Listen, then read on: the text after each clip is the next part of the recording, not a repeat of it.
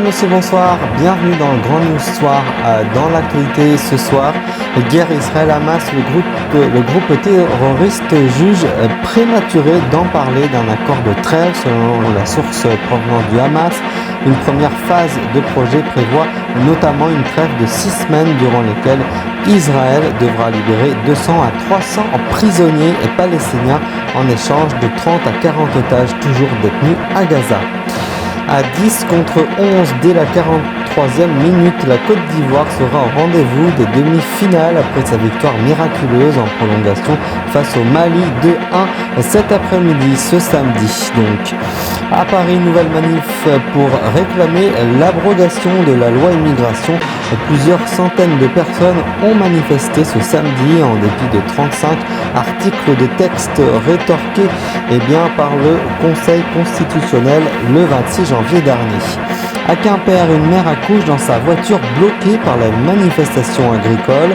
On était chacun dans notre rôle. Julien était concentré sur la conduite, d'autant qu'il y avait des bouchons, et moi sur mon bébé, a expliqué la maman du petit.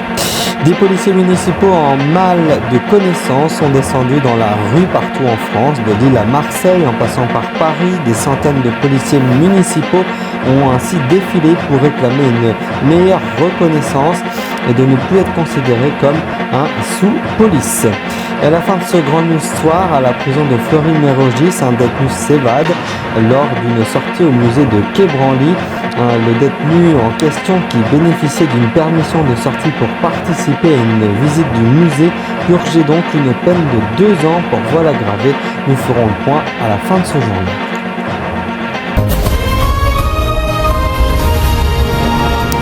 Un haut responsable du Hamas a donc au Liban affirmé hier que son mouvement était ouvert à toute discussion et qui mettrait fin si l'agression israélienne à Gaza estime qu'il était prématuré de parler d'un accord sur une trêve, un projet d'accord en trêve entre Israël et le mouvement islamiste palestinien Hamas élaboré par les médiateurs qataris, américains et égyptiens prévoit notamment une libération d'otages retenus à Gaza en échange de prisonniers palestiniens incarcérés pour Israël. Je cite, le Hamas a repéré d'être prêt à discuter de toute initiative qui mettrait fin à l'agression barbare contre notre peuple palestinien. Gaza a déclaré lors d'une conférence de presse Beyrouth Oussama Hamdan.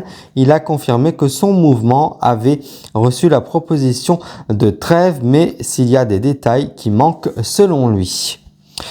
Dominé par le Mali, donc c'est une information concernant le sport. Réduite à 10, menée à la Côte d'Ivoire ou encore une fois forcé son destin 2-1 cet après-midi à la dernière minute de la prolongation du match à Bouaké pour se qualifier par la demi-finale du CAN contre la RD Congo, et Oumar Diakité a fait exploser le compteur. Le stade de la Paix toute orange parée, sa talonnade sur une frappe de Seko Fofana a abattu les aigles du Mali, entre guillemets, qui n'ont pas profité de leur supériorité technique. C'est le mental qui a gagné, a-t-il annoncé. Plusieurs centaines de personnes ont manifesté ce samedi à Paris pour réclamer l'abrogation de la loi immigration, dénonçant son caractère xénophobe en dépit des 35 articles de texte rétorqués par le Conseil constitutionnel, a constaté une journaliste à l'AFP. Immigration, Darmanin ne fera pas sa loi. Racisme, colonisation, tout de même fascisme. Cette société-là, on n'en veut pas, pouvait-on lire dans les colonnes sur des pancartes du cortège parti de la place de la République pour rejoindre la place Gambetta à l'appel du collectif des sans-papiers et des syndicats notamment. Il est content que le Conseil constitutionnel ait sanctionné que certains nombre de mesures, mais c'est l'ensemble de la loi qui nous paraît mauvaise, donc on en demande son retrait global, a déclaré aujourd'hui Emmanuel Jolet, co-responsable du FSU, donc de l'Île-de-France. Et dans le reste de l'actualité, on se souviendra de la naissance de Nolan, souligne Johan Le Gallic, âgé de 26 ans, après de nos confrères d'Ouest France. Ça fait de chouettes souvenirs, ajoute-t-elle. Jeudi 1er février, Julien Tervoux, âgé de 25 ans, son compagnon, l'a conduit en urgence au Finistère, à l'hôpital où il réside, vers la maternité de Quimper. Las, à 8h15, aux embouteillages habituels dus à l'heure de pointe, s'agrètent les manifestants agricoles. Le constat s'impose, le couple n'arrivera pas à temps à l'hôpital, ni une ni l'autre, ni de deux. Johan Le Gallic prend les choses en main. Je demandais à Julien de reculer mon siège passager. Je me suis mise en position comme j'ai pu et j'ai accouché dans la voiture, confie-t-elle à nos confrères. De Lille à Marseille, des centaines de policiers municipaux se sont fait entendre ce samedi à coups de sifflet lors de rassemblements partout en France pour réclamer une meilleure reconnaissance et de ne plus être considérée comme une sous-police. Katia Boudin, âgée de 45 ans, elle est policière à Salon de Provence. Elle était dans le rassemblement de Marseille pour avoir une reconnaissance au même titre notamment que les pompiers ou les ambulances et aussi la police nationale, car on va au contact de la population et on prend les mêmes risques, a-t-elle déclaré à l'AFP.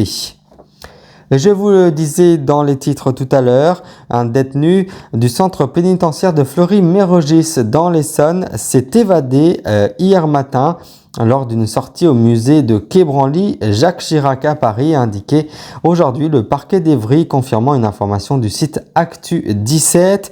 Une enquête de flagrance a été ouverte, précise encore le parquet, qui ajoute qu'un mandat de recherche a été lancé et a ajouté le parquet. Ce détenu bénéficierait d'une permission de sortie pour participer à une visite dans ce fameux musée Grévin, donc ce musée parisien avec d'autres détenus encadrés par des surveillants pénitentiaires, selon le parquet, à une source syndicale. Le garçon recherché est âgé de 24 ans. Il purgerait une peine de 2 ans pour vol aggravé, d'après une source proche du dossier. Mi-septembre déjà, 2 détenus de ce même centre pénitentiaire s'étaient alors évadés lors d'une sortie organisée en forêt à Fontainebleau, en Seine-et-Marne. Rappelez-vous, on en parlait ensemble il y a quelques mois dans le Grand News, avant d'être retrouvés quelques semaines plus tard. Plus grand site pénitentiaire d'Europe, la prison de Fleury-Mérogis accueille, à l'heure où nous parlons, 4125 détenus. C'était au 1er janvier 2024, femmes et mineurs compris, pour 2853 places, soit un taux d'occupation de 144,6% selon le ministère de la Justice. Je vous en rappelle les 2 principales informations.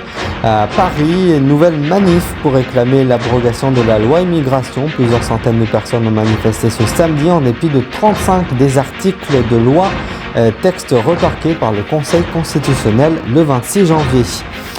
À Quimper, une mère accouche dans sa voiture, bloquée par les manifestations agricoles. On était chacun dans notre rôle. Julien, âgé de 25 ans, était concentré sur la route, d'autant qu'il y avait des bouchons, et moi sur mon bébé. La maman a donc accouché dans sa voiture. C'est la fin de ce Grand News. Voilà ce que nous pouvions retenir de cette actualité encore une fois lourde ce soir. On se retrouve demain soir, demain midi d'ailleurs, à bord du Grand News. Je vous souhaite de passer une très belle soirée. À demain, 13h.